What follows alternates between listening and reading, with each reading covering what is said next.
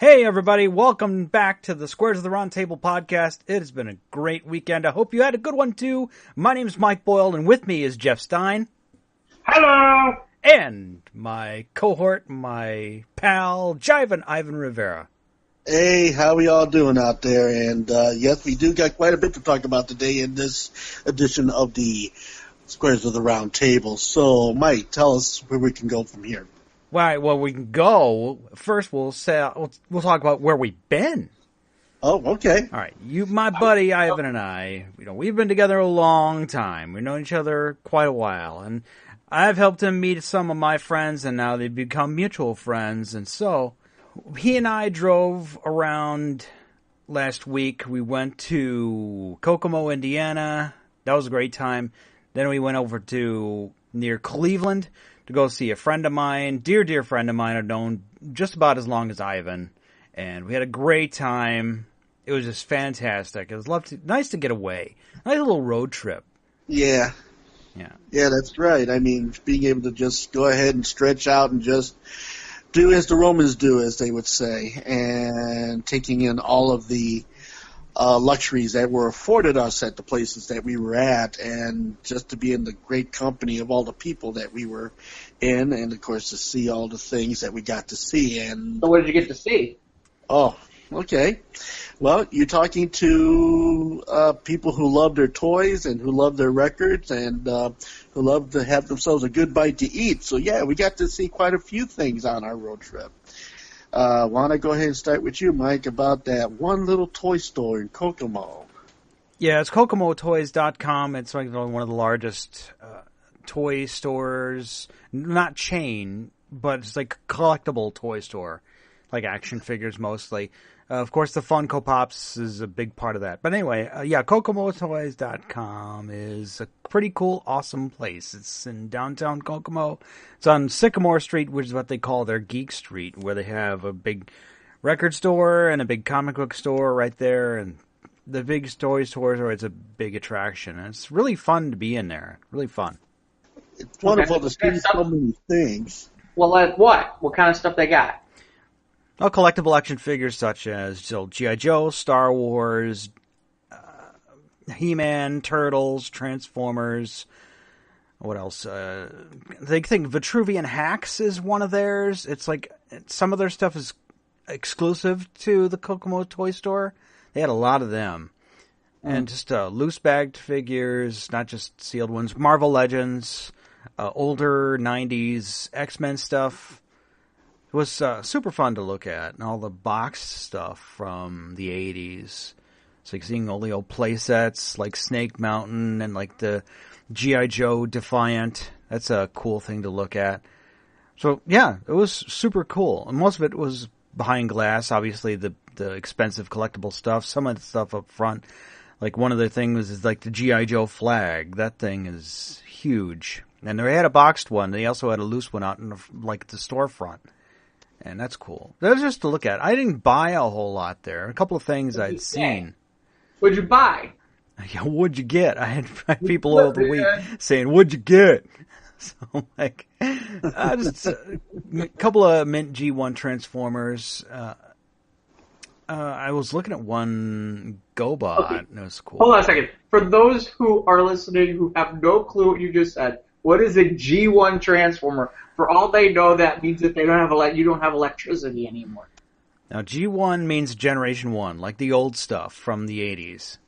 Because in 1992, Generation 2 came out, where they redid the comic and they redid the cartoon and they put some of the toys back out in different colors, like the 90s, like neon green and with really flashy decals.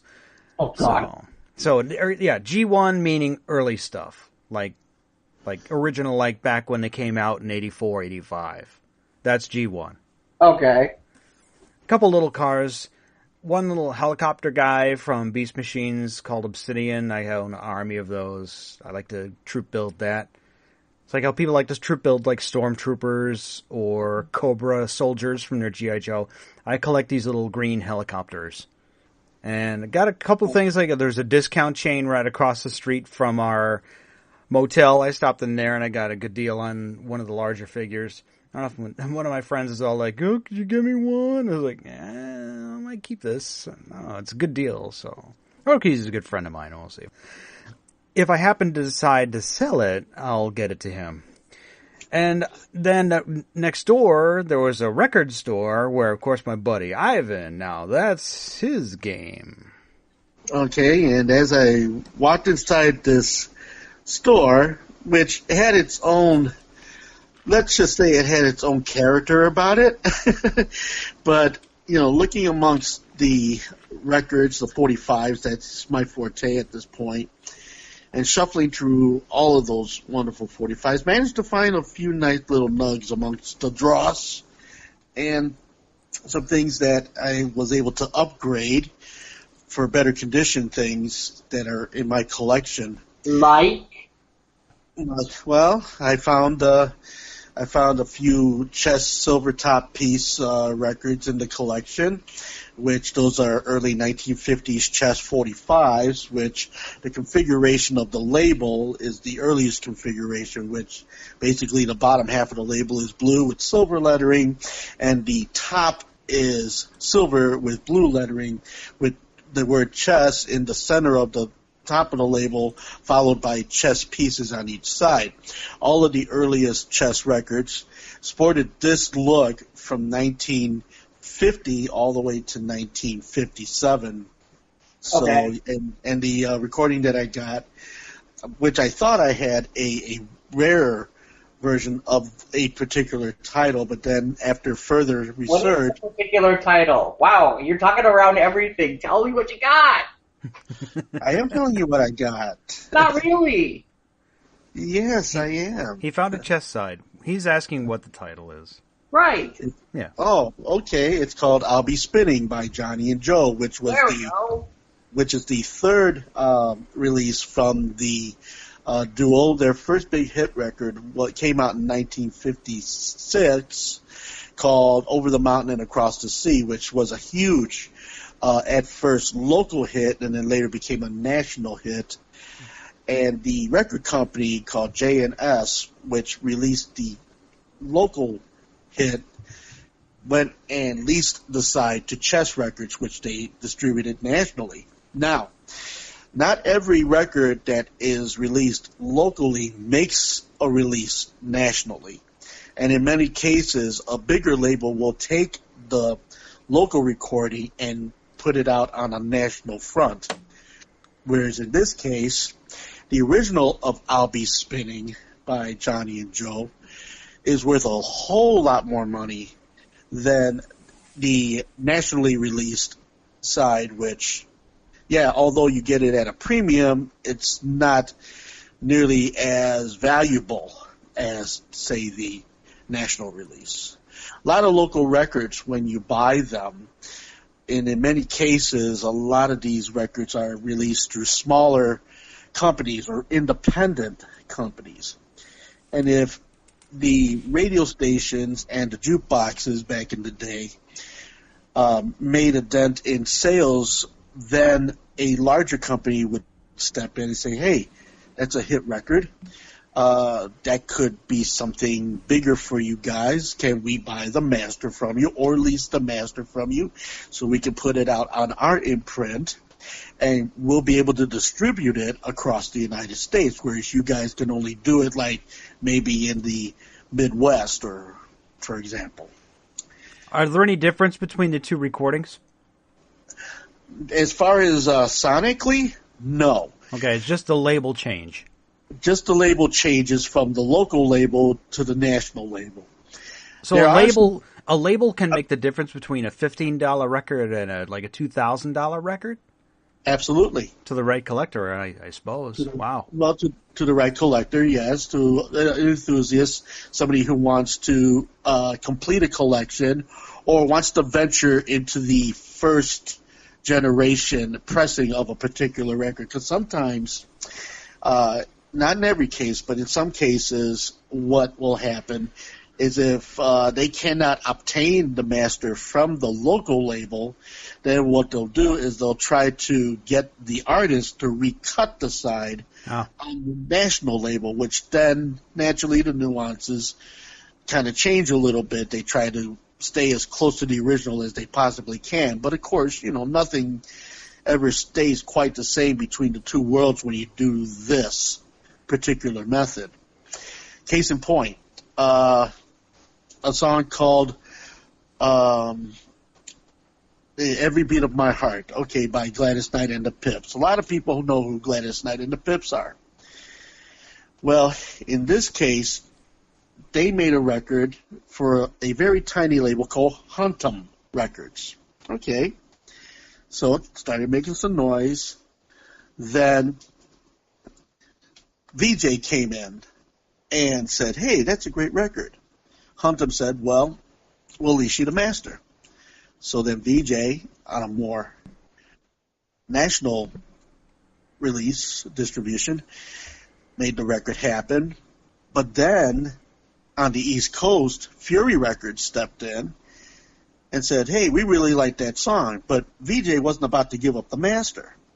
So they said, fine.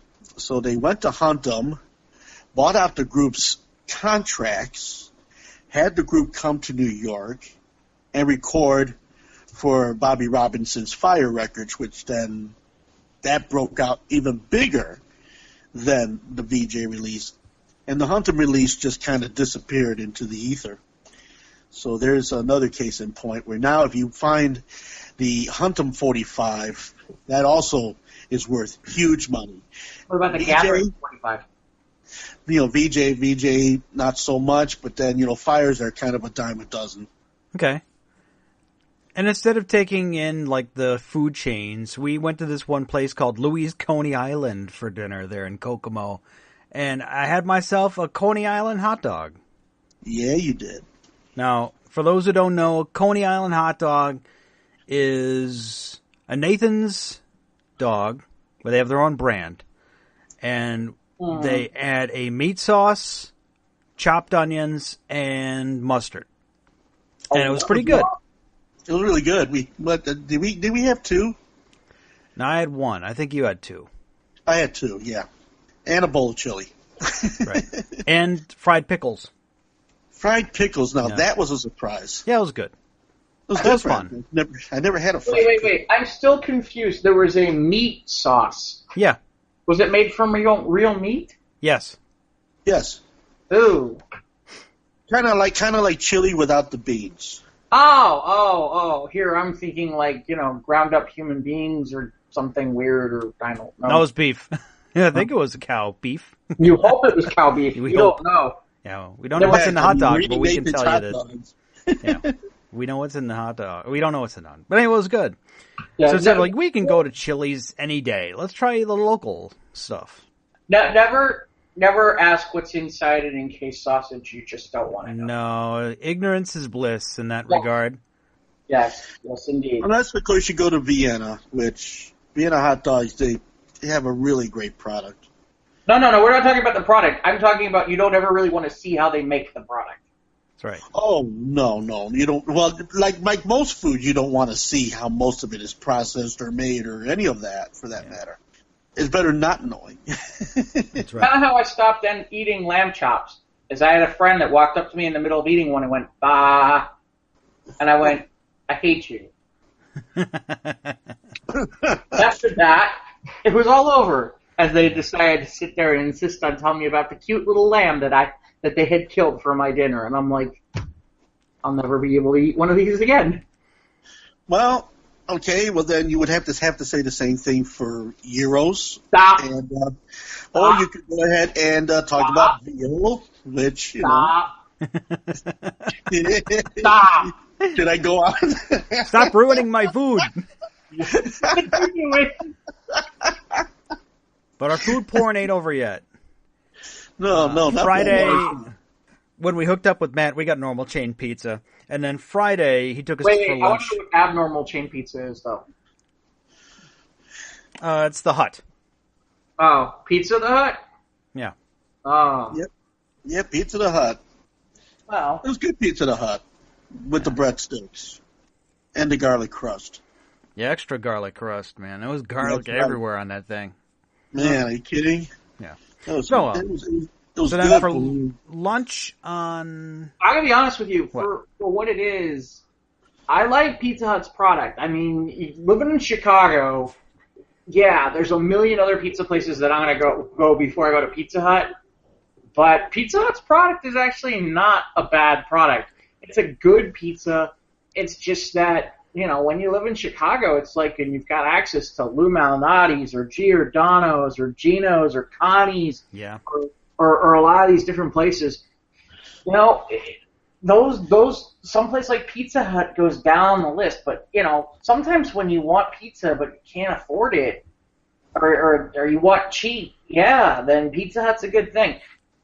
When I lived in Indiana, when I lived in Indianapolis, shoot, this was of course 20 years ago. Now, of course, they have like Chicago pizza and Chicago hot dogs.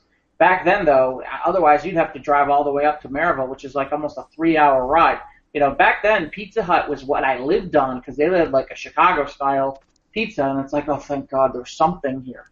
Yeah. But, yeah, Lou Malnati's all around here. There's a one in Crystal Lake. That's a good one. I go to that one for Chicago deep dish.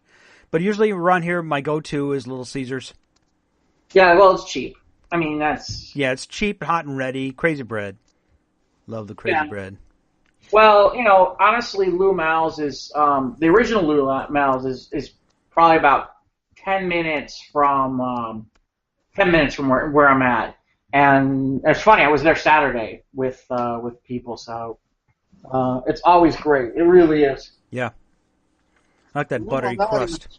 One of our Lou Malnati's is one of Julie and I's favorites. We tend to gravitate there about at least once, if not twice, out of a month. Yeah. And we eat right there in the restaurant. I mean, you know, not only is it a great pizza, I mean, they do a great dinner situation, too, with their salads and everything else that they serve with them. Yeah, the Malnati salad is evil. There have been times where I've called there to pick up an order just to go, or I just order I ordered a Lou Malnati salad because it's just...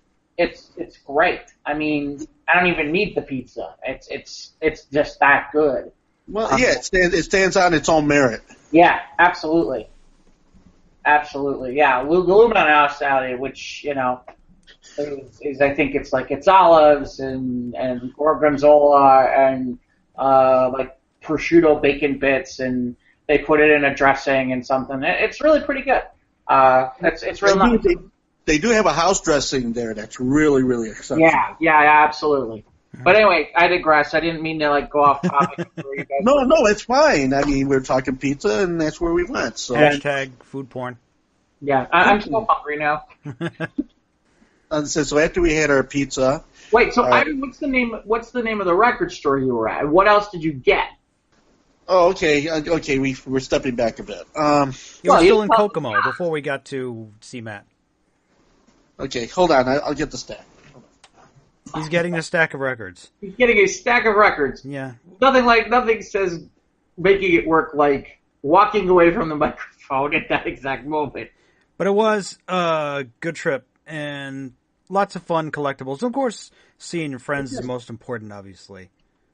We had a good time, though. It was, what was the name of the place? It was, I want to say it was Hi-Fi.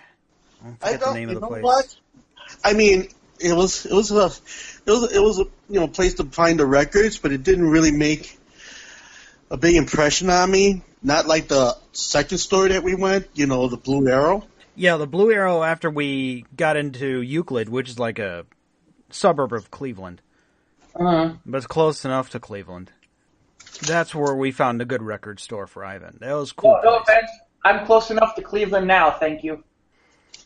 Oh. Yeah, we had some of that. And, Matt was pointing out, oh, yeah, that apartment building along the lake there, there's bad stuff in there all the time. And it's like, yeah, this Walgreens over here was knocked off last week. I'm like, oh, crap. Yeah, it says all of us from Chicago because they hear about that from us all the time. Well, it's just there's good parts and bad parts, but he's near one of the bad parts, and sometimes those bad parts move a little bit, so yeah, unfortunate. But he had a good time though. Okay, so here's what I got from the one store. Got an upgrade on Reprise, Baby Don't Go by Sonny and Cher. which was cool. Got Jan and Dean, We Go Together, which completes my Jan and D collection. Oh, good. Let's see. Got a disc jockey copy, Gloria Man. My art has a mind of its own, which beefs up my Gloria Man collection. Got Jimmy Clanton on New Orleans label called Ace Records, which that was an upgrade. Got some funky goodness here by the Parliaments. I Want to Testify, one of their earliest records. They had the same Parliament that made all those great funky records in the 70s and the 80s. Yeah, these are all 45s. Right, these are all 45s, okay. Original 45s. And with the exception of this one I got in my hand here, it's a reissue, which, okay, for those of you who don't know what reissues are, that's basically a company releasing two, what we would call A-sides on one record. Like in the case of this one here, Gary Miles, I can talk, Gary Miles, and he did a hit for a motion picture called Circus of Horrors, and there was a song called Look for a Star, which was very big in '60. And then the other side is Blue Velvet, which was his only other side. So the two records all on one disc, that was kind of cool.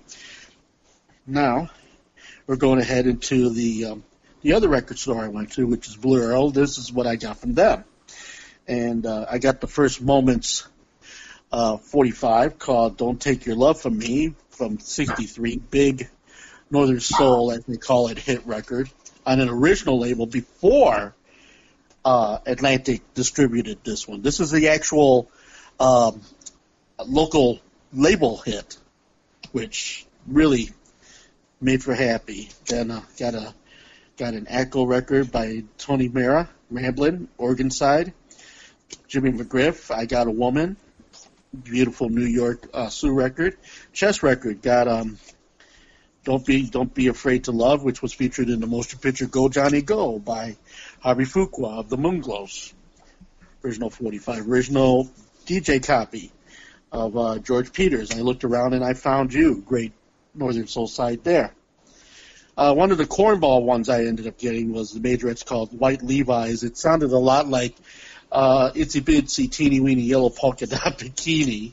So, yeah, not you always sometimes get, sometimes you get a dud. Yeah, Ivan didn't bring his record player with, so he was going on YouTube and let me listen to what songs he got. Right. Then, of course, this beautiful BJ Beatles record, From Me to You and Please Please Me, which was real cool. That was a nice find. Ollie Nightingale on Pride, Sweetwater by the Stereos on an original club, a Chicago cut, No Deposit, No Return by Alvin Cash and the Crawlers on a Marvelous.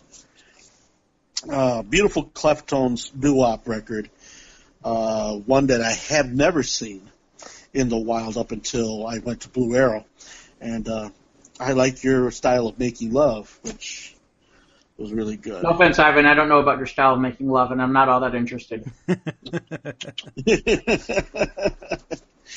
Then there was a rare Northern Soul side that they had there, and it was $5. I couldn't pass this one out. Soul Station by the Capris.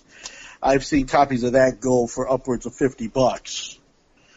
Then, of course, running across the I'll Be Spinning, which the I'll Be Spinning, I actually spent $15 on this 45. But I actually like the B-side, Feel Alright, a little bit more than that A-side. Okay. Have you played all your conquests yet? I played some of them, not all of them. All right. I know you used the listening station at Blue Arrow to check some of them out, the ones you got there. Yes, I did. Yeah. And those were the ones that ended up coming home. Had I had a listening station at the other place, a couple of those records probably would have stayed there. But sometimes you have to jump in with sight unseen sometimes. You have to kiss a few frogs to get to the princess, And then Do You Mind was my last one by the Magnificents. Okay. On Checker. And then afterward, we got some groceries, and we all did a big barbecue at Matt's house. That was awesome. Chicken. Barbecue chicken, yeah, man. So it was great. I had a great visit with an old friend. Hadn't seen him in 11 years. Here's a little bit of advice. Don't wait 11 years to see your good friends. Because you never know. Don't just not go because you always can. You know what I mean? Well, yes, you can always make a little time. Yeah, and we made the time, and super glad we did. Hopefully we'll be able to go next year. I would like to go funny, next it's funny year. you say that. The person who I was meeting on Saturday night at Lou Malnati's was my goddaughter, who I hadn't seen since she was maybe like 12. And ironically now she has a husband and 2 kids. Wow. And really in reality, I haven't seen them in ages, and I kind of lost touch with them. I don't want to get into it all, but I kind of lost touch with them. And, I only recently got back in touch with them recently, and, I didn't get a chance to see her the last time she came into town, but it was great to see her this time. She is, I want to get down to indie. She is a phenomenal singer. When I say phenomenal, let me put this in perspective. In 2014, she was one of the top 40 finalists for American Idol. Okay. Wow. So she definitely can sing, and she's great at it. She sing professionally? Yeah, she does. She does. What kind of music? She's kind of all over the place a little bit on that. She can do a lot of different types. So, but it's funny. I wasn't aware of it, but she, for that season of American Idol, I think it was, like I said, it was in 2014. Apparently, she's the first, when the show starts for the season, she's the first artist, she's the first singer for the entire season that they put out there. So they have the first episode, like when they're auditioning, you mean? Yeah, she's like the first audition that gets through. Oh, cool. So, like I said, I thought it was, she's phenomenal, and I got to meet my great godson. He's like 3. He's the cutest thing ever. They went to the Shed Aquarium on Sunday because he wanted to see the sharks. Mm-hmm. And then I informed them that there were otters there, and that just blew their minds. But yeah, no, absolutely. So so how do you know this guy Matt? How do you know him? It was just to go hang out with this guy Matt. There wasn't like a con or anything, or no, it was just to hang out with Matt. He ran a toy store called Rugby Starbase way back in the day, and now obviously he's not. And he's changed. He's moved on, and he's had some. Well, we've all had some rough times. So. Mm-hmm. Well, we all reinvent ourselves. That's right. Oh, is that what we're doing now? Well, no, but I'm saying that in a good way. Yeah. Okay. And well, the reason we move on to different things, Yeah. He was done. I was done. Because he did what he had to do. Yeah. And he decided, well, you know what? I'm going to see what else I'm going to do with my life. So, you know what? It's like anything else. You reinvent yourself and, whatever. I mean, singers reinvent themselves and go into different genre and styles. Collectors reinvent themselves by, I collected this, now I want to start collecting this, And so with that type of sensibility, yeah, well, Matt, did the conventions, and we were, a good sized part of that part of life. 99, 2000, 2002. Mm-hmm. Very dear friend.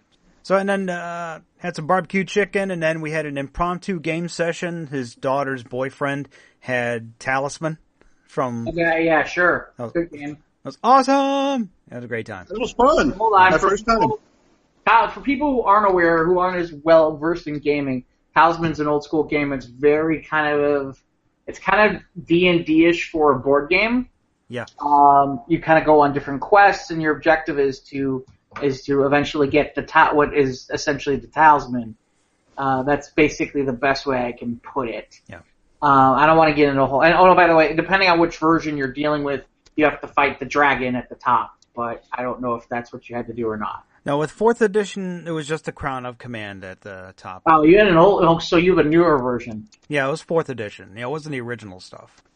Okay. It wasn't the Dragon King or any of the 6 different endings you could have when you get into the end part at the end.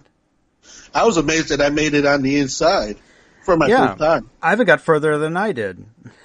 So it was great. It was fun. And then Ivan had a DJ gig Saturday night, so he had to leave Saturday instead of Sunday. And I was fine with that because I'm driving home and I'm like, Ivan, today feels like Sunday. That means I got another one. So that was good. So then I just chilled out on Sunday, got some chores done, took a little nap, caught up on sleep, and then grilled out on Sunday. So I just had a great vacation.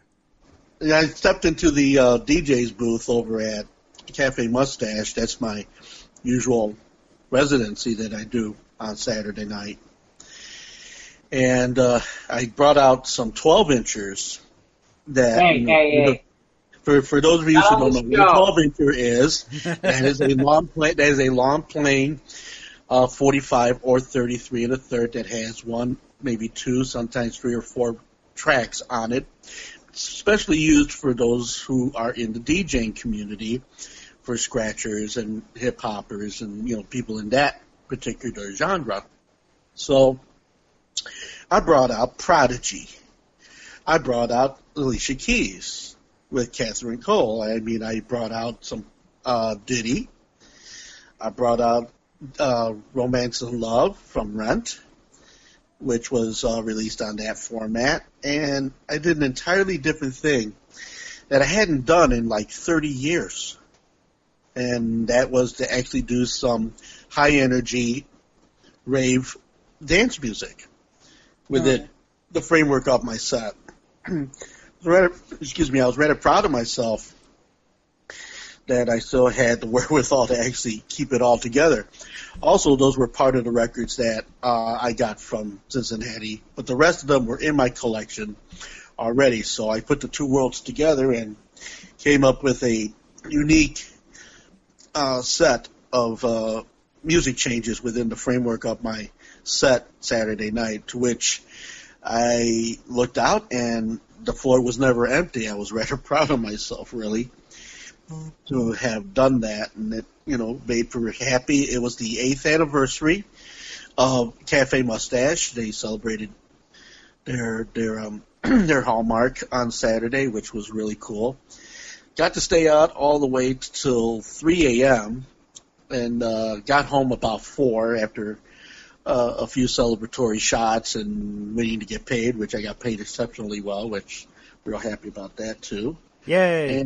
The guys over at Cafe Mustache, they take care of me, so it's a wonderful thing. And we had a great weekend. It sounds like it. Oh, yeah, it was fun. Like I said, finally got to see AntMan Wasp on Sunday. All right, quick day. 3 out of 5. Out of 5 yeah-mans. What'd you give it? 3.5. Okay, I guess at 4. 3.5. In fairness, I think part of it was I got to we went and saw one of the early showings on a Sunday because it's always cheaper in the morning before noon, and it got there a little on the early side, so we were sitting there a little while, and it felt like an eternity. I feel like we were there like 20 minutes before the movie. And then there were 30 minutes of previews. So by the time we were getting near the end of the movie, I was getting kind of antsy. Pun intended. Yeah, wow, I wasn't even thinking about that. I literally was getting antsy sitting because I'm like, I just feel like we've been in this theater forever. Because it really had been like we had been there forever because we'd gotten there on the early side. Yeah. Theater was still, I wouldn't say it was packed, but it certainly wasn't empty for an 11:05 in the morning showing at in the middle of Skokie. I liked the movie. I did. I thought it was fun.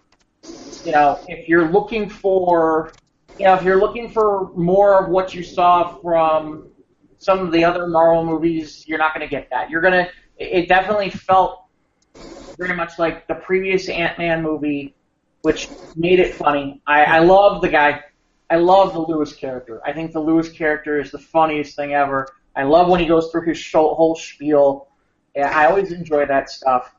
I do kind of wish that they wouldn't make Scott Lang the butt of every joke, but I get why they do it. And like I said, I thought it was really a lot of fun. I thought they did a great job. I'm absolutely fascinated to see what happens with Ant-Man and Avengers 4, given the post-credit scene. Thought I shut that off. So yeah, I thought it was good. I had a good time. It was a good movie. Certainly recommended. Definitely worth seeing. But then again, I'm biased. Like I said, when I see Ant-Man on TV, I'll sit down and watch it for a while because I always find it fun to watch. Is it the best movie? No, but it is fun to watch and it's funny. Yeah, and this one's just as good as the first Ant-Man. Yeah, I would agree. There's some nice little tricks in there too, with some of the stuff with being able to miniaturize other pieces too, which was funny, and I enjoyed it. But like I said, yeah, it really that's my weekend was meeting up with my they call me uncle, but technically my niece, and then really really going and seeing AntMan Wasp. Other than that, it was kind of a slow weekend for me, which is okay. Now, slow's good for the summer. Yeah. I will say at least the weather's been nice. That is the best part. I know there are people who are like, it's too hot, it's too muggy. To those individuals, I would still prefer this any day over -20. So yeah. Well, I don't mind the spring or the fall, right. Because I've gotten to that point. I've gotten to that point in my life where I don't tolerate the humidity or the heat like I once did, and because when you get older, you're not as accepting of certain things anymore, and that's for sure. So you just you work with it within your means. Like today, I went to take Marley along with Julie. We went together to see the veterinarian to take Marley and to get him straightened out and everything. So I had the duty tonight to crush up a pill and put it in his food and everything like that to make sure that he's not suffering from any digestive worms or anything of this nature. And he checked out really well. He didn't have any issues, no extensive issues, so I'm real happy about that. He's crashed out on his favorite chair. And since I've had Marley, it's been wonderful, to have an animal again. It's been many, many, many years since I've had a cat. I had dogs when in my previous life, and I see them on occasion, but it's nice to come home and have the old boy come on over and, say hello and feed me and keep me company while I watch television and stuff when Julie's not here. So it was great. It kind of reminds me of Morris the cat, Nine Lives, Can, which he happens to love, by the way. And then once I got inside, I was like, being outdoors was brutal today. It was 95 in some parts of the city, and the heat index was horrendous, and it makes it hard to breathe because it's so thick. Yeah. So now I'm inside. I got the air conditioners blowing, and I've settled in, and I just don't do that anymore. So anytime the fall comes in, when I got the nice maybe 70-degree weather and I got the breezes off the lake, I'll do that. Same way in the spring, just too much heat in the summer, and then in the winter, I can deal with the cold a little bit more than I do. As hospitals evolve into integrated, complex healthcare organizations. Somebody got an ad. What was that? Somebody got an ad. That was me checking on some news pieces, and that of course. Can I tell you something? As long as we've had that happen, what is with this? I mean, seriously, you purposely turn off these things so that they don't pop up and they don't come on, and the next thing you know, it's like, oh no, we're gonna pop this up. When did I ask you to do that? I didn't, and yet you did it anyway. I mean, I just avoid websites that have those pop-ups. Yeah, well, but it seems like it's like anything you want to check for certain things. It's like, okay, now we have to play this ad. Well, okay, you have to play this ad. You can play this ad quietly. Oh no, we're not gonna play it quietly. We're gonna make sure that it makes noise. Like, of course, it's just like the commercials on television. The volume ratio is so much louder on the commercials because they want your attention. You're old, Ivan. Huh? You're old. You just told us you were old. That's how he relates to pop-ups. Yeah. I understand. And besides, I know what a pop-up is, and they're annoying. Do you? Are you sure? He's sure. I think he's sure. Yes. Believe me, Jeff, just because I'm at this point in my life, I'm not void of things. Not void of things. Right. How about stuff? So you were looking at an article to discuss, I presume. Oh, yeah. I found it amusing that some woman apparently in Australia decided to pet. I guess there was this section where there was a group of nursing sharks in Australia, and she was petting the shark, and then it grabbed her and tried to pull her over. Okay, that's stupid. She lost a finger, and it's funny because it's like there are warnings not to feed the sharks, and yet there she was trying to feed the sharks. What is with people? Seriously. Stupid? Yeah, that was not smart. I mean, no, that's stupid. Well, I mean, people with animals are just crazy. I mean, look, I'm all for animals, but some of the stuff I see people do is just freaking nuts. Seriously, I kind of, after a while, it's like, oh, raccoon, it's cute. Have you ever really dealt with a raccoon? Not cute. Not cute. I have. Right, not cute. Oh, the cute deer, until he does something to your car that you're going to regret, and it costs you thousands of dollars in damages, because that fucker's big. Yeah. Okay. And let me tell you something. Skunk, you hit a skunk, have fun getting that out of your car, out of the smell out of your car. Forget about it. Okay? And the worst part is, I live near a forest preserve, so of course all these little critters are here. Matter of fact, it was funny. The lady, the supervisor for our condo was complaining. They put out brand new flowers because the forest preserve's right behind here. The deer are coming far enough out that apparently they came into our parking lot and they came over and started eating all the flowers. Well, that's when you get your rifle and you say, so, hey, boy, you got population control here. Yeah, no kidding. Well, but it's so funny because there's a lot of people now, Mike, where it's like, they're like, oh, you can't do that. You're killing Bambi. Well, guess what? Bambi's I'm not against Bambi. I am against that there's about 5,000 Bambis, and they're like all over the place in areas where Bambi doesn't need to be. Yeah. Just like when I used to drive up to the radio station back in the day, I've seen more than one dead deer out on Route 41 along the shore. Well, or like I'll never forget. There was one morning I was back when I was working for Sporting News Radio, and I was working overnight. I literally turned the corner to go to my house, and I was half asleep, and I almost hit it. There's literally the same direction I'm going. There's literally a deer in the middle of the road, just walking up the street, and I'm literally driving at like 2 miles an hour, following him. Hey, Jeff. Wait for him to move, and I can't honk because I know he's going to do something stupid. And then finally he kind of realizes I'm back there and goes galloping off another direction.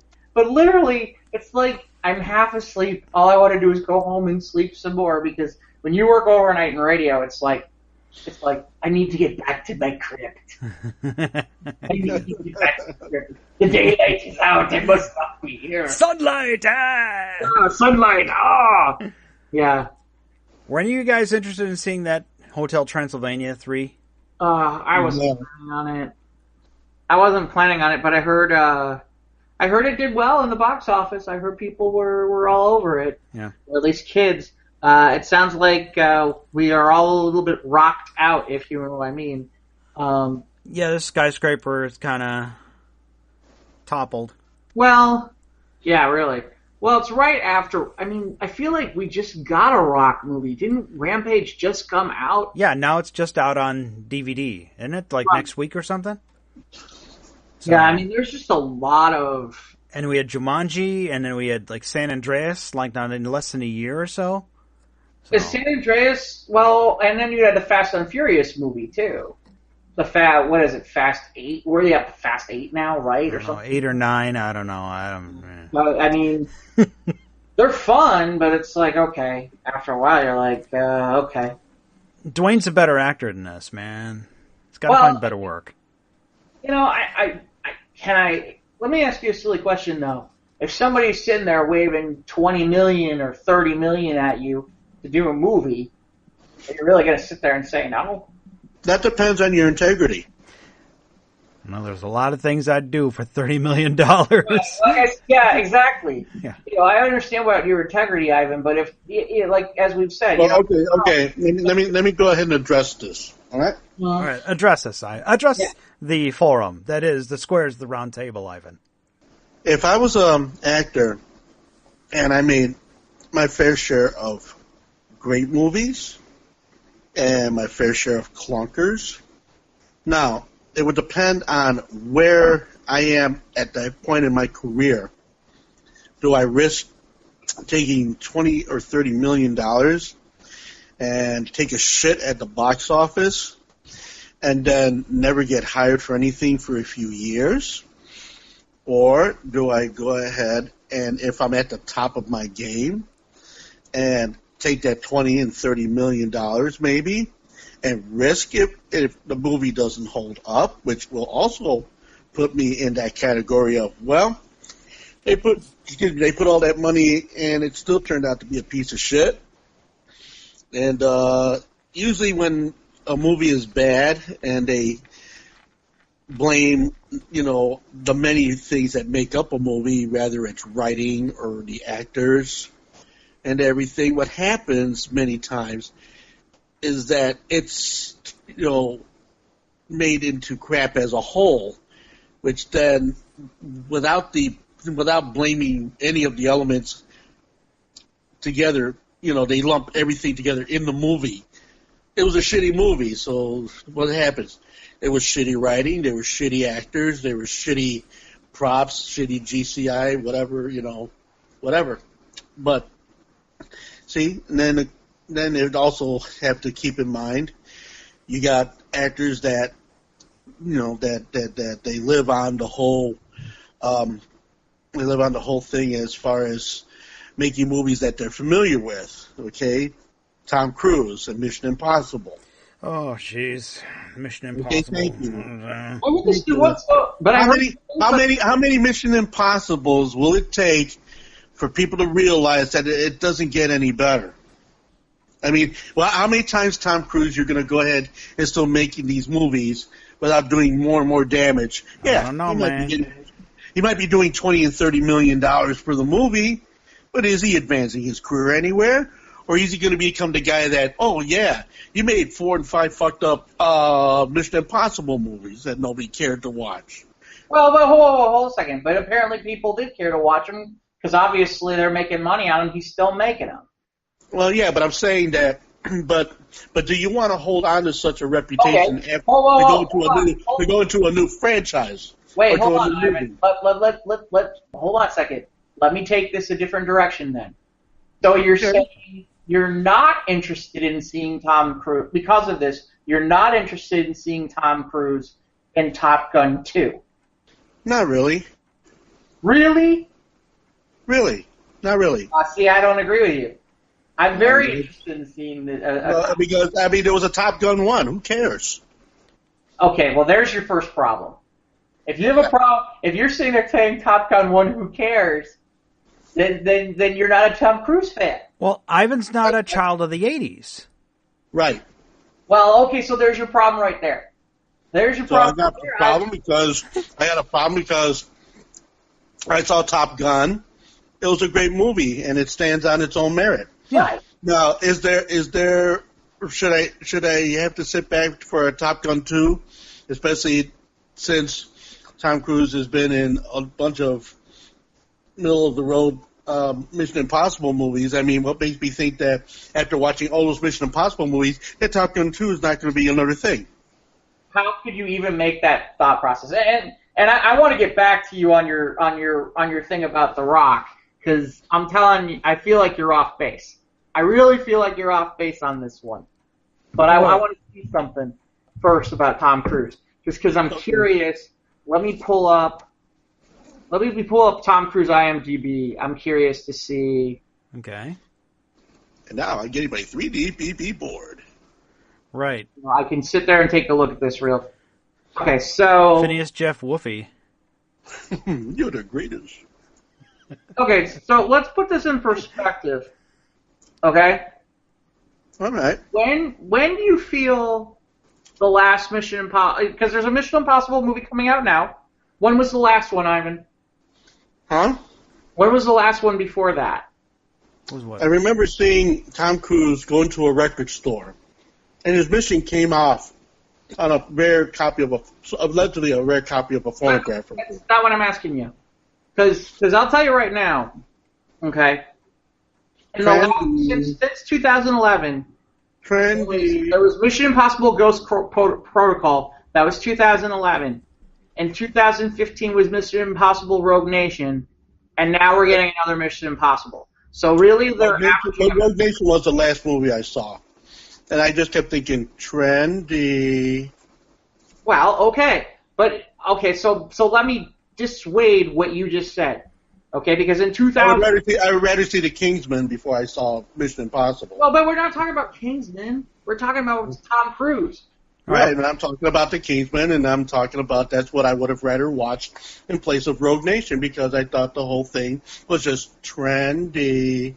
So, well, okay, but obviously people didn't agree with you, because there are people... Well, I mean, it's not that they agree or disagree. It's not that they agree or disagree, but that's just my personal opinion. Okay, hold on a second, Ivan. You made a comment, though, that Tom Cruise isn't doing anything new and different and interesting, and I'm going to tell you that I'm going to point something out to you. Then 2012... Well, get to it already. In 2012, he was in Rock of Ages playing Stacey Jacks, and he sang. And he's never sang in his life. He did sing in Top Gun. Yeah, he did. Oh, okay. Well, I'm sorry. I don't know that counts, Mike. But Karaoke.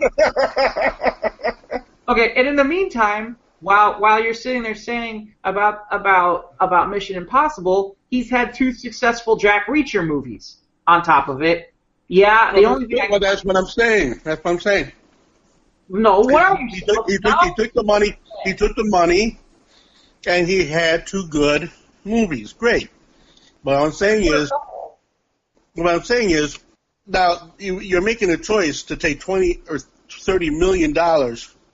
Now, depending on where you are in your career, will that help you or will that hurt you? That's okay, so let's bring this back to The Rock, shall we?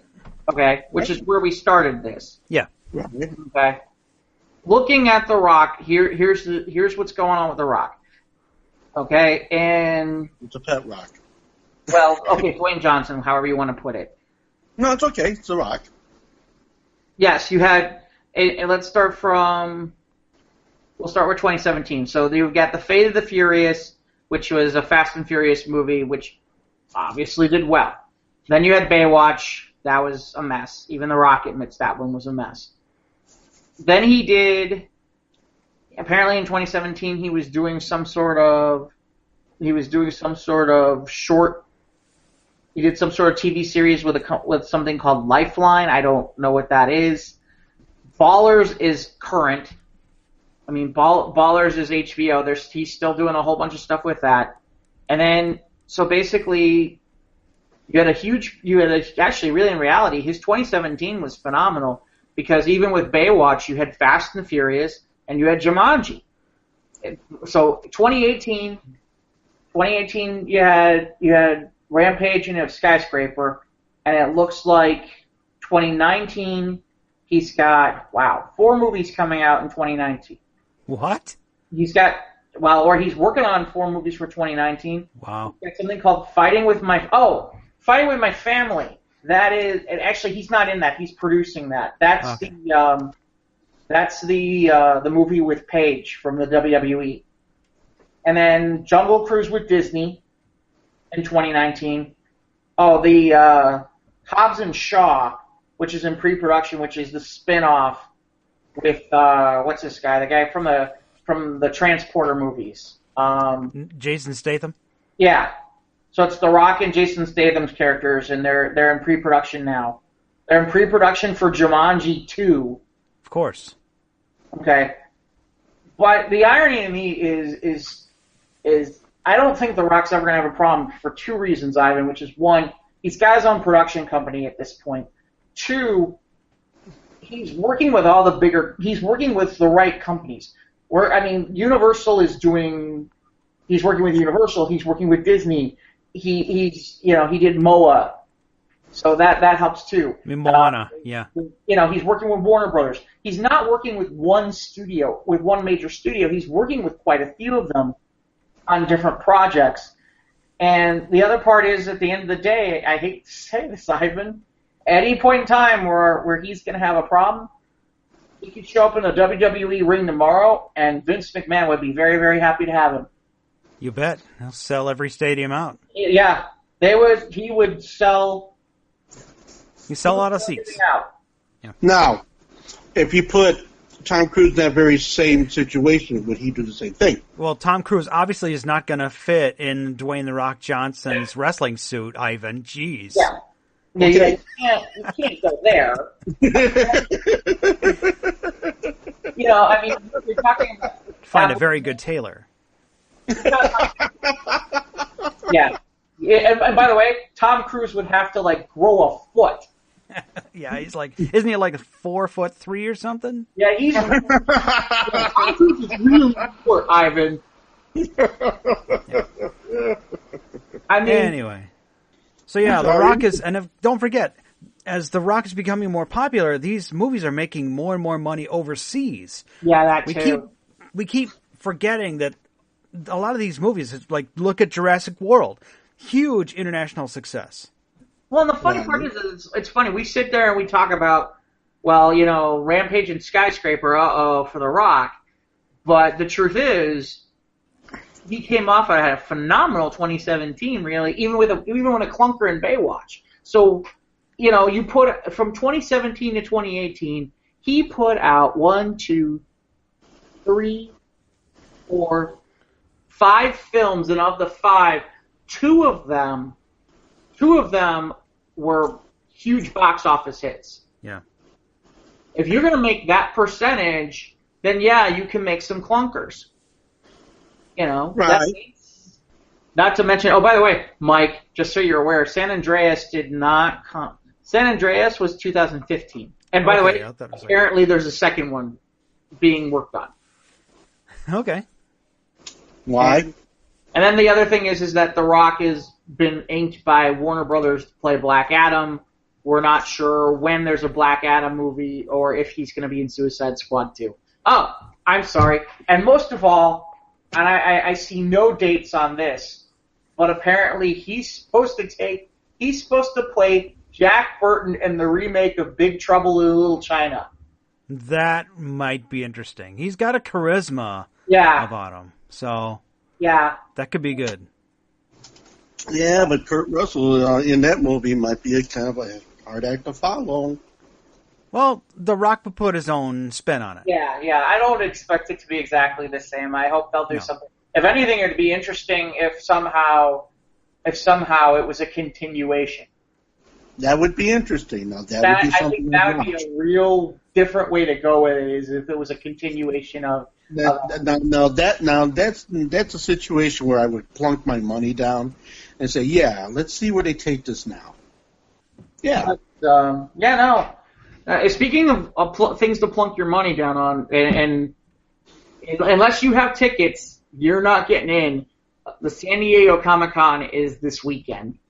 Yeah. Which means that... And I think she sold out? It's like 120,000 people? Yeah, 100. Like every year that number keeps going. That's over 100,000 a day. It's obnoxious. And they're literally sold out like months in advance. To give you perspective, a buddy of mine I have a friend of mine by the name of John Suntress who does the Word Balloon podcast. He usually goes. He's not going this year, but in the past when he's gone at times, he's had to stay as far out as 45 minutes away from anywhere near the convention area just to get someplace worthwhile to stay. Is it going to be like the Olympics? Like people are just like renting out rooms in their homes near San Diego so the nerds can live in their homes for a week? Yeah, I would assume the Airbnb is amazing. but so NPC. Just to give you perspective, the cost to stay at a downtown hotel, it's funny. I have friends of mine who complain about what the costs are for Gen Con now, but the cost to stay at a downtown hotel during the Comic-Con is crazy. And the scary part is it's all over the city now. I mean, I like I said, my friend John was doing panels with like Greg Pak, the guy who wrote like World War Hulk, which part of Thor Ragnarok is based off of. Yeah. And they're having their panel at a branch of the San Diego Library. And I'm like, downtown. It's like this. They branched out to where, depending on what's going on, you may not even get to see certain things because you might have to leave the convention area entirely. But it's going to be crazy. I mean, there's just all kinds of stuff. It's got to the point where it's its own phenomenon. Yeah, and the fact that it's also you're getting A-list celebrities now in the last few years. Yeah, well, I mean, so it's all about being a Hall H panel if that's really what you're looking for, and usually that's the big movies and things. Now, in fairness, there's no Marvel movies that are being announced or talked about in any way, shape, or form this year. So it'll be interesting because that means that Warner has a lot of the floor to talk about DC related products that are coming out, or Harry Potter, or some of the other ones. But yeah, you did see the trailer for that Harry Potter Fantastic Beasts one. I guess that's the line. That's the prequels of the Harry Potter is what they call the Fantastic Beasts, where they have a young Dumbledore in it. Is that what it is? Yeah. I don't know. I don't know much about Harry Potter. It's not my thing. Well, I saw them. I saw the original movies, but I don't know anything about the new ones. There was nothing about the Fantastic Beasts stuff that made me sit there and go, ooh, I need to see that, or I need to be a part of that. Yeah, I got a few things looking forward to as far as San Diego Comic-Con. Last weekend we had, for me, my scratching my Transformers itch, last weekend was TFCon in Toronto. Now, It's not an officially licensed convention, but it's the largest Transformers convention in Canada. There's no Hasbro presence, but there's a lot of third-party companies showcasing their stuff. So I got to get caught up with a friend of mine on reviewing all the third-party product. But, of course, this being San Diego Comic-Con, Hasbro will be there, and they'll be showcasing new figures, whether it be Black Series, and if there's any, because now we've got a 1.5 year gap between Solo and Episode 9, so it'd be interesting to see how Star Wars fills that gap, because the footprint for Star Wars product is really shrinking in stores. Well, so again, I don't think they're... Well, let's see. Well, so they're not going to be for Star Wars now. Disney as a whole seems like Disney as a whole for movies seems like they're skipping the show. And it looks like there's going to be a 10th anniversary panel for Clone Wars, in which they think that they could get a preview of the upcoming animated Star Wars Resistance show. But other than that, there isn't really much coming from Disney to Comic-Con. Now, it's funny, I've got a few things brought up. I'm sorry, can I inject something real quick? Absolutely. All right, I mean, we're talking about the Comic-Cons. Now, okay, I tend to follow some of the cosplayers that go to the Comic-Cons and such, Ivy Doom Kitty and such. Now, what does, such a convention such as Comic-Con mean to them? I mean, are they going to be looked over in place of the A-listers, or are they going to get the attention that they always have gotten because the convention has gotten so big? That'll be fun. To say nothing of, this is the first Comic-Con where the Me Too movement exists. There's this article in AP I just saw about... Oh, I read that too. Yeah, first Comic-Con of the Me Too era grapples with harassment. Yeah. Well, they've been talking about this for a while, and just because somebody's wearing an outfit does not give you the right to consent. To touch somebody. Right. That doesn't mean consent. That's been a convention thing for years now. Yeah. But so I mean, this is, and the problem is there's still a lot of people who do this, and I don't know. The part where I get frustrated with cosplayers is, I didn't give you permission to take my picture.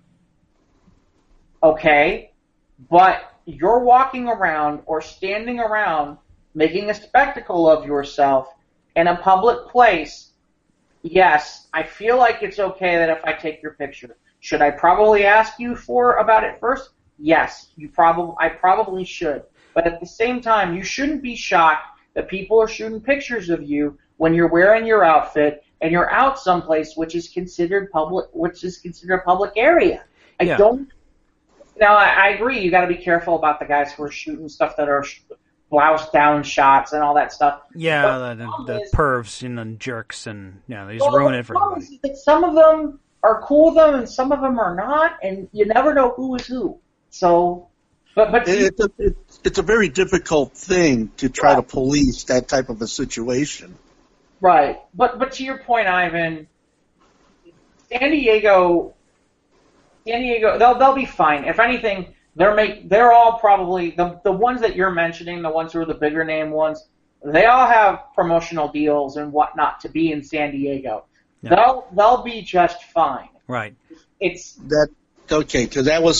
a lot of times you get some of these up and comers that end up getting lost in the shuffle because they're trying to get their names out there, and then But Ivan, you need to understand, when you're talking about San Diego, there is a level of I almost feel like in some regards there's a little bit of a caste system. Yeah.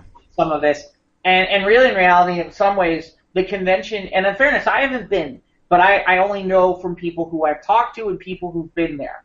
Yeah, if you're there just to do the whole, okay, I want to see the celebrities, I want to get the autographs from the celebrities, and the whole, I want to be in Hall H for everything and do that. There are those types of people. There are people who are there to to see the cosplay. There are people that are there to check out the toys. There are people who are there because they want to see, there are people there who are there to game because they do have a component where they have gaming.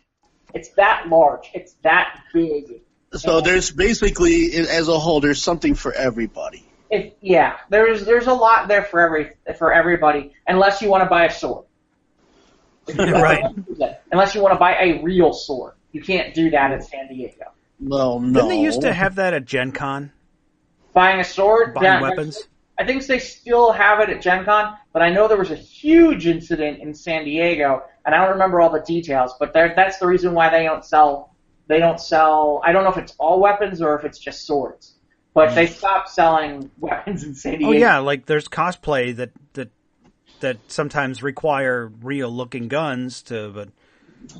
Well, I'm not even talking about that. I'm talking about way before that. I mean, there was some sort of, I don't remember the details. I don't want to talk out of school. I just remember there was some sort of incident where somebody with a weapon that was picked up from a retailer on the site. And, okay. And after that, they were like, nope, we're not doing that. Wasn't there a regulation at one point where yes, you could have the gun, but the gun had to be a different color? I don't know.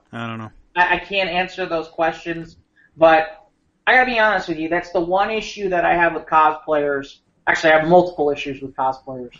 I gotta be honest with you. I have lots of issues with cosplayers. Okay, and what are those issues? First of all, I'm at the con. I'm walking through the con.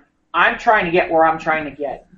One of them stops in the middle of the aisle to take a pic, to stand there and look and get noticed. And the next thing you know, I can't walk by because there's a million people wanting to take pictures and oogle somebody. Okay, that's one. Two. Yeah, and sometimes these costumes can get large. I remember one time I was at a show and our convention shared a Supernatural convention with our hotel. Mm-hmm. And the Supernatural fans, those costumes were pretty crazy. And they even had like animatronic wings on one of these girls, and like, oh my god, it's huge. How do you get down the aisle with that? Well, I'm not even talking about that. I mean, okay, somebody's wearing some skimp, and I'll just be honest, some girl's wearing some really skimpy cosplay outfit. Ooh, I want to take pictures. And the problem is that there's one of them. There's a zillion, and this was at this wasn't San Diego. This was at C2E2 here in Chicago. Yeah. And I felt like I'm trying to get it across to the other side of to Artist Alley, and it's taken me way longer than I want to. And the reason it's taken me way longer than I want to is every time I turn around, there's somebody with their freaking camera phone who was stopped in the middle of the aisle taking a picture of another cosplayer. The second part is, I'm sorry, in this day and age, I'm kind of like, leave your freaking weapons at home. Leave them at home. You know, I have the costume. No. Leave that stuff at home. Seriously.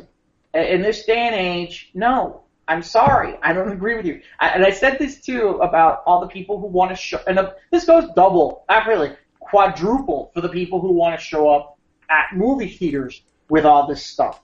You're here to see a movie. You do not need to have all kinds of your cosplay weapons to go see a movie. And then, honestly, the third thing is I really wish there was a little bit more uniformity with them. And when I say that, to the whole Me Too thing earlier, for everyone that it's don't touch me, don't do this, don't do that, don't do this, there's another one who acts just the opposite.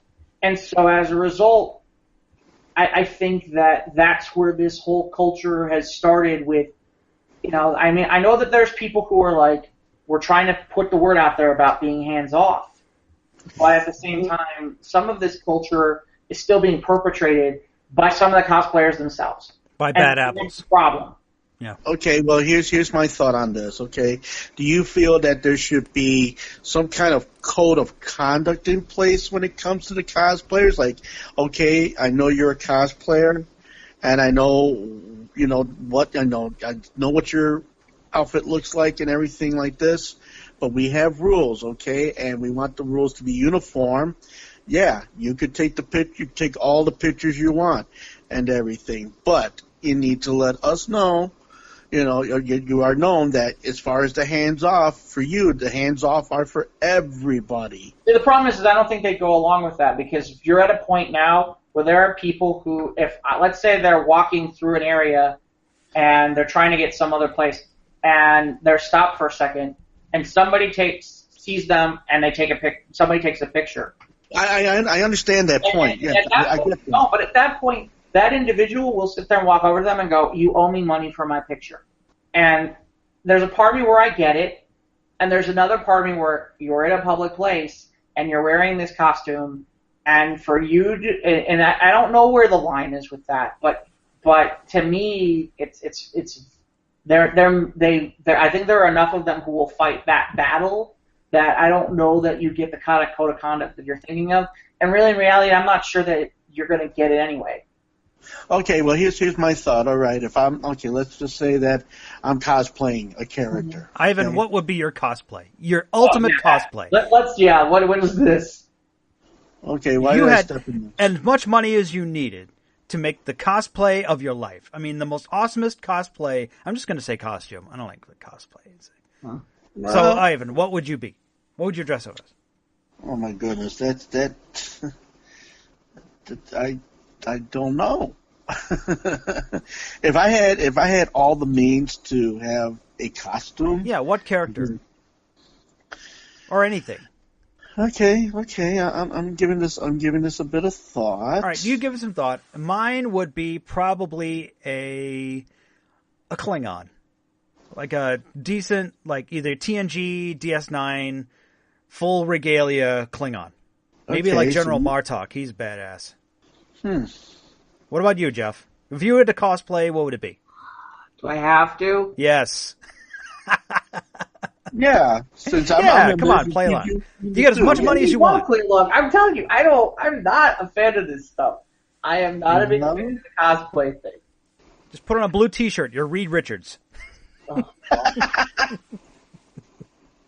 I mean, the closest I've gotten to cosplay is okay. I guess this counts when I've done interactives for Star Wars RPG, or sometimes depending on what kind of LARP I'm playing. Yeah. Like if I've dressed up for the occasion for the LARP, depending on what I'm playing. Like there was one that was more like an old school gangster type thing. So I dressed up more suit and tie to kind of look the times. I have done some vampire stuff. So yes, I've dressed up to kind of have that more black look to them. Like I said, for Star Wars, I specifically did kind of dress up to look like my Star Wars character, what that would look like. Okay, cool. So I have all right. I would be Cyborg. Cyborg from Teen Titans? Yeah, not the current one, Booyah! but the one before it, the one where it was really solid looking Cyborg. That would be what I would go as. Okay, cool. That'd be cool. Mm-hmm. Yeah. So all right. So I'm going in my Cyborg costume, with all the bells and whistles, with all the LED lights, with all the stuff pulsing, from one side of my body, and of course, within that character frame. Okay? All right. All right. Now, yeah, I'm out there. I'm in a public walkway. Yeah, if a person comes up and takes my picture, okay, that's fine. You took your picture with your camera phone. You liked what you saw. Great. That's fine. There's no problem with that. Now, if someone were to go ahead and say, come up with a Digimatic camera, A Digimatic? Digimatic camera with, a digital camera. Okay. All right. So you go with this Digimatic camera and you're taking your shots with the filters and the lenses and all that stuff, and then you come up to me and say, well, you owe me money for these pictures now. And I would just look at them and say, no, I don't owe you no money for those pictures because, one, you didn't ask me for these pictures. Two, you didn't consult me about these pictures. Three, I don't know you from Adam, and so I ain't going to buy your pictures, so I'm sorry. There's some of these, I can see where, like, these low to mid-tier, I'm not saying that they're not good, it's just they're not they're not Yaya Han. Like they're not famous cosplayers. They'll do, like, Kansas City or something, and they'll have, like, prints to sell for, like, $10 at their booth. Right. Yeah. And that's how they help offset their costs. Right. And how they pay for I get that. their expenses. I get that. They also have their online stores with their silver packs, their gold packs, their platinum packs of certain pictures.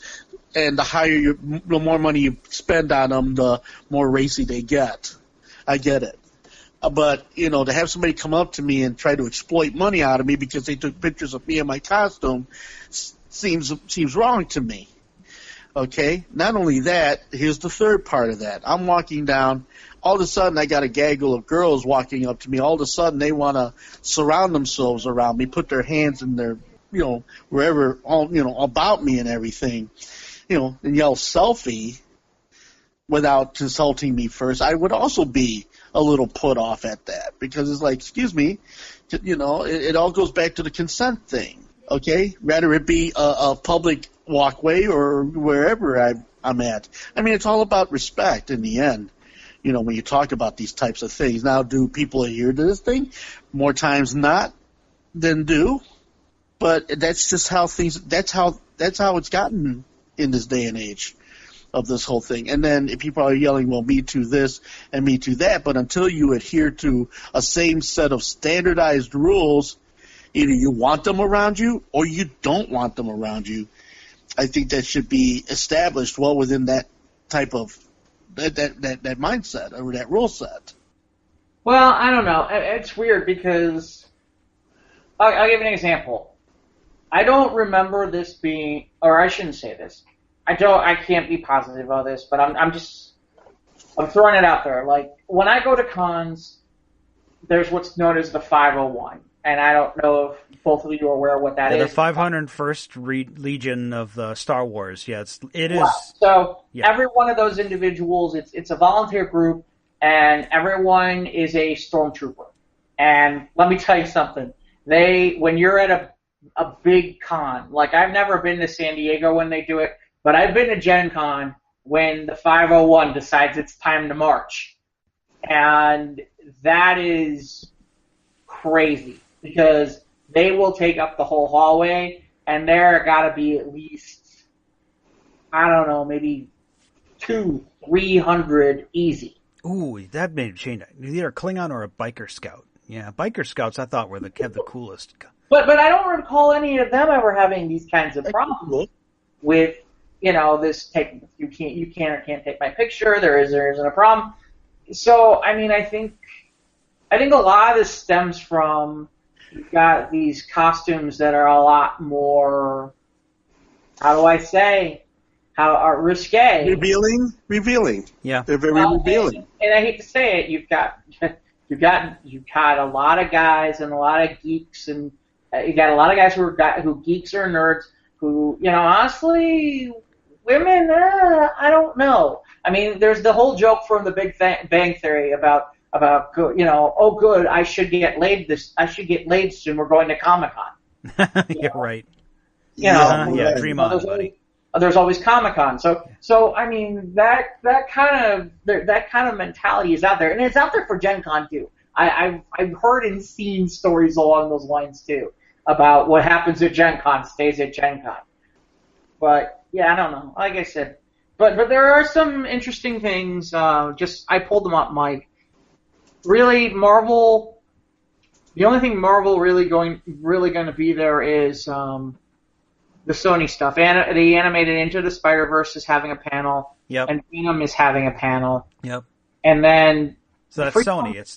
That's all. Right. That's Sony. But then Netflix is doing stuff on Iron Fist, and Marvel is at Freeform is talking about Cloak and Dagger. Have you seen Cloak and Dagger at all? Either one of you? No. I'll tell you, it started very, very slow. It's getting more interesting as it goes on.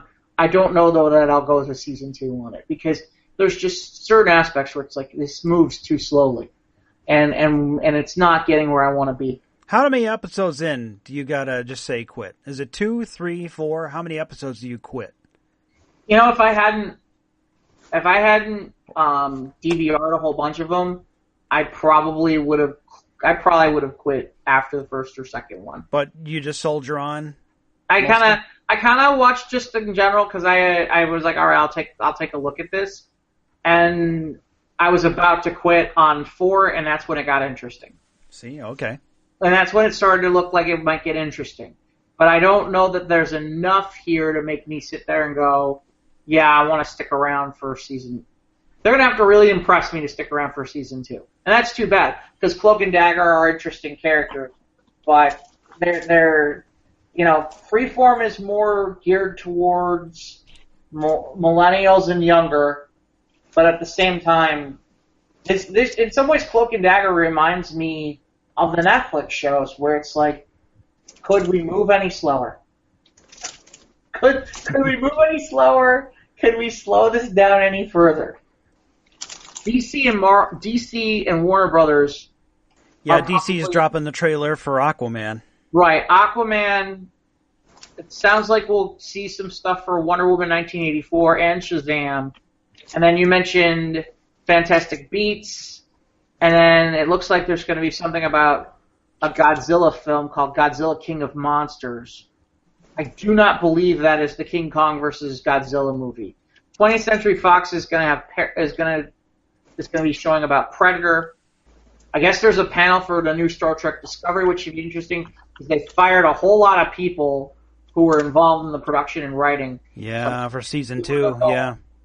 Netflix is, as we mentioned, Iron Fist, but they're also going to have stuff for Voltron Legendary Defender, and I guess Matt Groening, who is of The Simpsons fame, is going to have a new animated fantasy show, and then something called Black Summer. Okay. Here's a name that I haven't heard in a long time. Anybody has heard anything from Seth MacFarlane as of late? Yeah, he's making season 2 of The Orville. Yeah. Okay. And that's like his Star Trek with blackjack and hookers. Yeah, but my understanding is we may not see that until 2019. Next year. Yeah, that's me next year. And of course, he's still doing is he still doing American Dad and Family Guy? And Family Guy, yeah. And he's still putting out movies. Yeah. Paramount, by the way, is having a Bumblebee panel, so we may get more Bumblebee. Yeah. We get a new Bumblebee trailer. I touched on that because we're getting Hall H, and then of course the Hasbro thing. That'd be what I'm looking forward to this weekend. But Doctor Who, Sci-Fi has got some stuff. Sci-Fi, for me at least, it looks like there's going to be a new trailer for Krypton, which I'm looking forward to seeing. Yes. And then the big thing on Saturday, I believe, is the Arrowverse, which is a lot of the DC TV shows. It sounds like that's going to be a big panel, too, for the weekend. But to your point, Ivan, there's that level of stuff that's going on, which is big panels. But really, in reality, there's other stuff going on. Like, in some ways, it's funny because the creators of a lot of the books have kind of turned into being second-class citizens here. Yeah, San Diego Comic-Con is not about comic books. Or not anymore. Well, sadly. But not to the extent that it used to be. I mean, you'll still get big comic panels, and they'll still get big stuff. I mean, Joe Quesada will be there, Dan DiDio will be there. I don't know if Bendis is going to come or not. I've heard rumblings that I don't know if he's going or not. But really, in reality, there's business to be done, and there's business to be done in San Diego, and those panels will happen. You know, the Marvel panel, the DC panel for the comics, and Dark Horse, and all those guys, and all those creators, and they'll have stuff, and those people who are interested in that, they'll be able to see it. But it's fascinating because there are panels that, like I told you, my buddy John had a panel where he was talking to Greg Pak. Greg Pak, at any other convention, that'd be a busy, packed out panel. Instead, he was all the way out at the library. Not even on the main hall. Right, not even in the building. Yeah. You know. And speaking of okay, you mentioned about Marvel and DC, and you mentioned Dark Horse. I haven't seen any major Dark Horse things out there in a long time. Well, I don't know what are they still producing Buffy? Aren't they? Yeah, I think they're still producing Buffy. Yeah, because I know that Dark Horse for a while. I mean, and here I'm going to date myself. The last Dark Horse thing I can recollect was The Mask. No, well, they were doing Star Wars, and then they lost that for obvious reasons, which is DC owned Marvel. But no, it looks like here. Who's putting out Star Wars books now? Is it Marvel? Yeah, it's Marvel. Yeah. Yeah, Marvel does Star. Well, okay, so Dark Horse isn't a force to be reckoned with as it used to be. Well, no, they're out there. They're still doing They still got stuff for Hellboy, and then it looks like they're doing stuff for Aliens. I'm not sure why, but apparently they're doing stuff for Incredibles too. Halo. Yeah, there is a Halo series coming soon. They've got some other books too. I mean, I'm just looking to see. There's a Tomb Raider book. I feel like. Yeah, they're going to do a sequel to that Tomb Raider movie. Have we heard about that? There is another Tomb Raider movie. But there is. But Ivan, they're doing Stranger Things as a comic. Yeah, that's next year all the way. Next summer is Stranger Things season 3. Right, but I mean they're doing an actual comic. Dark Horse is. Okay. I know actually I should take that back. In the last 4 or 5 years, there was a period where Joss Whedon was straight up writing the Buffy stuff, and there's a lot of different stuff with Buffy that they have available to them. As a matter of fact, we're in Buffy season 12. Okay. So no, Dark Horse is doing just fine. The only thing that was probably a blow to them was they had Star Wars, and then obviously they lost it, but for no fault of their own. So. Did it get that pulled out from underneath them because of the whole corporate situation? Well, yeah. I mean, Disney bought Lucas.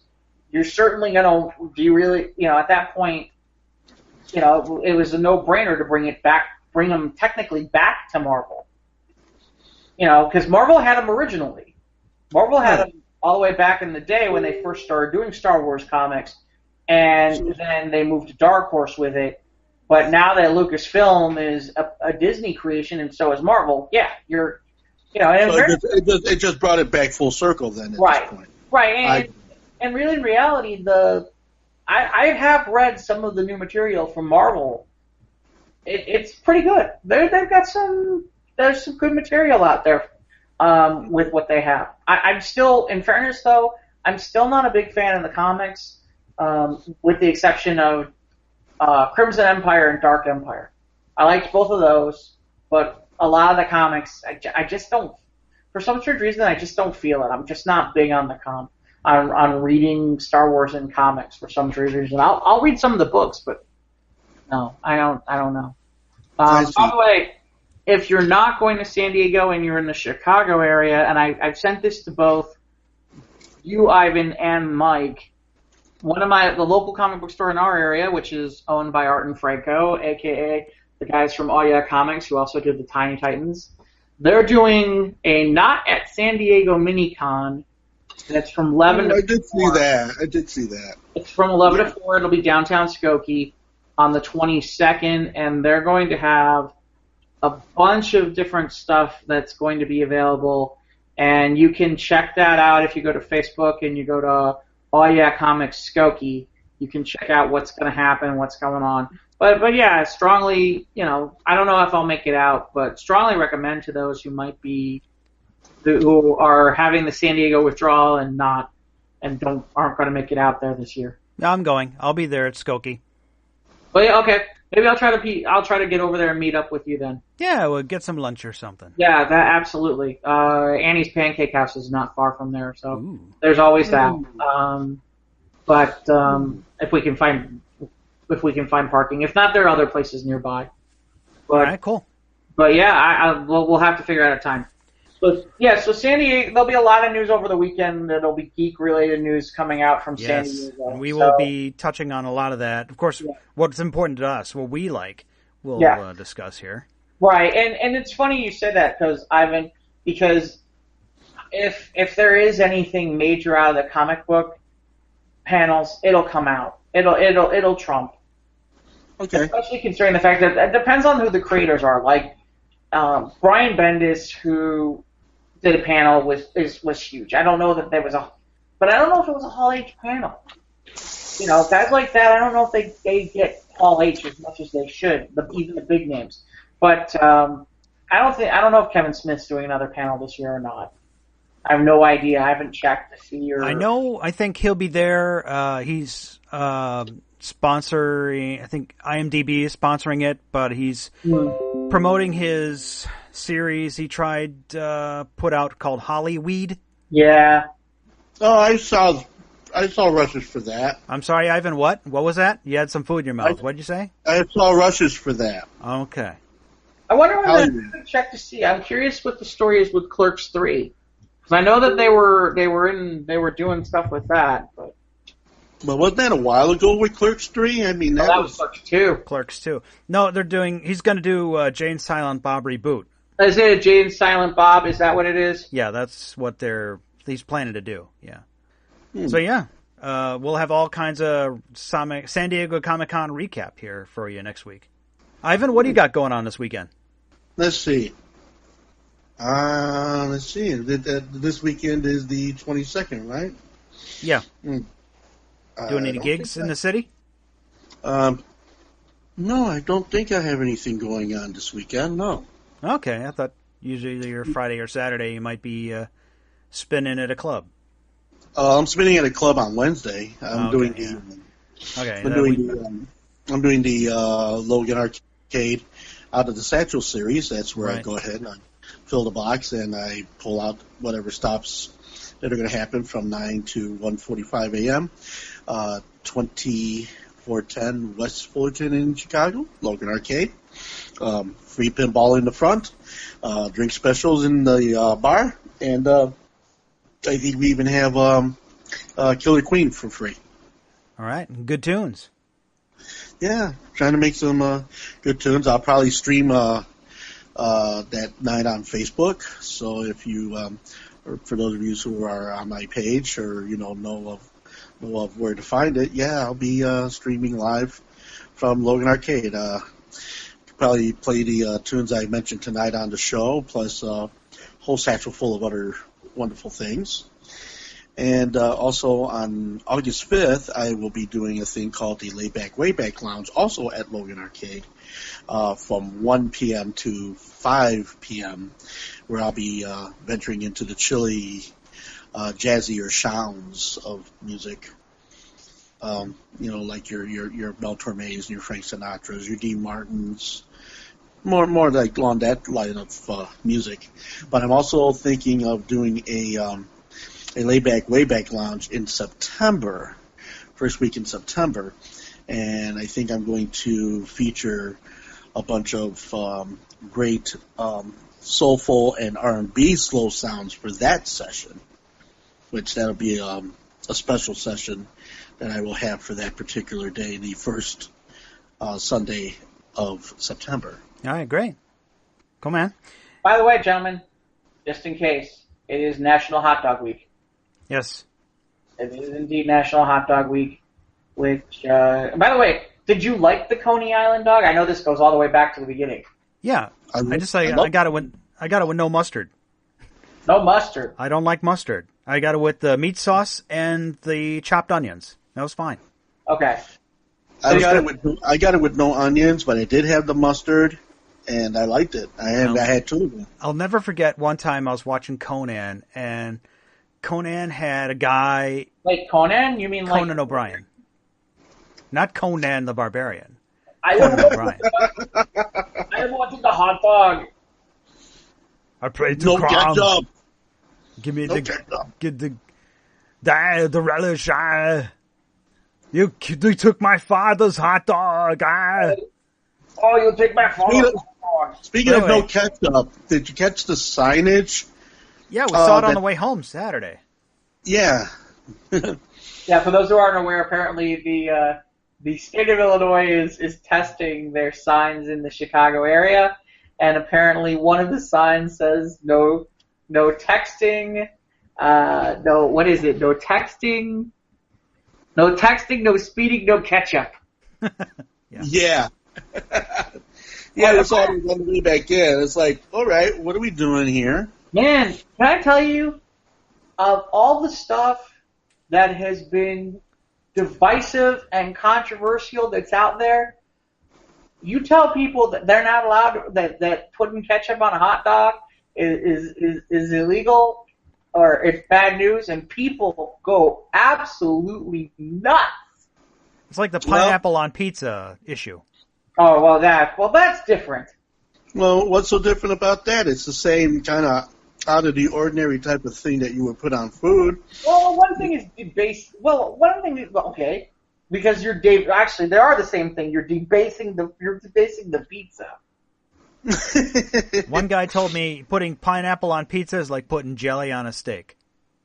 Yeah, probably. But that's what he likened it to. I can't even say out loud what a pizza cook once told me about what it means when you put pineapple on a pizza. I don't even want to say that out loud. All I can say is you can take a wild guess. You can take some guesses, and I might tell you at another time off air, but I'm not doing it on air. All right. Well, when the show's over, you're gonna have to tell me what he said. Yeah. Okay, now getting back to the hot dog thing for just a second or two, You've probably seen it in the on the internet and in the news about what's happening to the Wiener Circle on Clark Street. No. Nah. Well, I heard they're losing their lease, right? Well, not exactly losing their lease. The property is being sold And so what's happening is that now people are starting to get into an uproar because, okay, let me explain something about the Wiener Circle. Now, their notoriety is the fact that you go in there, you get a hot dog, and you get nothing but attitude in return, and that's what's part of the fun. Their marquee... Right, like Eddebebics. Exactly, but worse. I mean, it's very lowbrow type of, ribbing that goes on in the Wiener Circle. And their marquee has been known for certain sayings and, certain supports of certain causes. But now it looks as though as the Wiener Circle might be in a little bit of trouble and might end up either A, closing or B, moving to a whole other location. Okay. So that's kind of up in the air. I mean, this is Wiener Circle is kind of an institution of sorts in Chicago for many, many years. In the many institutions that are in Chicago that have either been closed down or have been redeveloped in other ways. But yeah, I mean, I've had their char burger, which it's really, really good.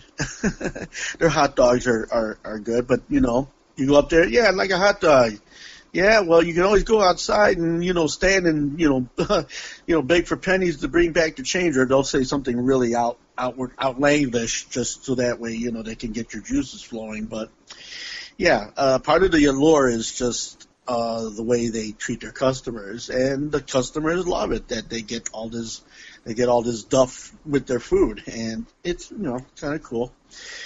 Eddebebics was a very big thing for a long time, and then that ended up closing down. Yeah. I thought they were reopening at some point. I don't know. I could be wrong about that one. Well, then like the Planet Hollywoods, which came and went, when. But yeah, I mean.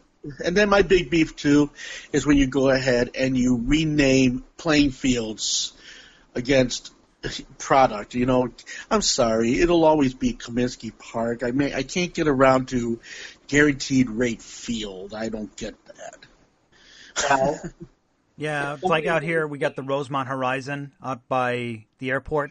Now it's Allstate Arena. Has been for a long time, but but and then I can't get my head around the Willis Tower.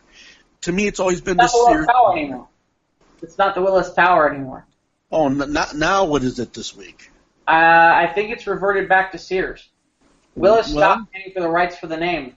Well, I guess if Sears is not going to go down quietly, since Sears and Kmart's are dropping like flies now. It's important for you to know that we are down to just one lone Blockbuster store in Bend, Oregon, because the two last Blockbusters in Alaska are going to be closing. And my understanding is John Oliver from last week tonight with John Oliver tried to help them ramp up their business. In fair fact, he sent them the jockstrap worn by Russell Crowe in the 2005 movie Cinderella Man and other items to the Anchorage store in an effort to amp up their business.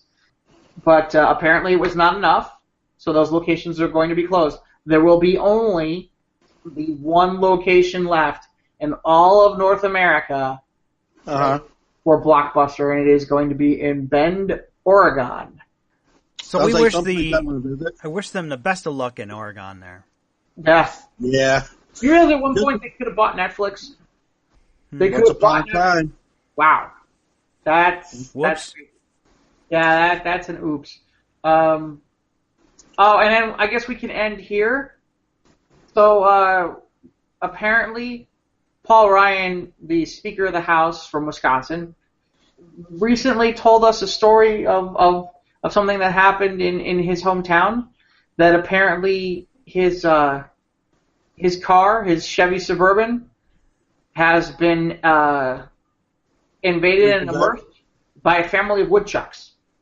According to Ryan, his car was eaten by animals as he was hosting an event at the Economic Club of Washington, D.C. It's just dead. Apparently, the family of woodchucks moved in, ate the wiring, rendering the car useless, The car was parked at his mother's house in his hometown, Wisconsin. When she came back from her annual trip to Florida from the winter, it wouldn't stop. Apparently they opened it up, and hey, guess what? There's a family woodchucks in there. So there's something you don't hear often. I think Paul Ryan's retiring. Yeah, my understanding is he is. Well, you better get that car running. After that, I'd retire too.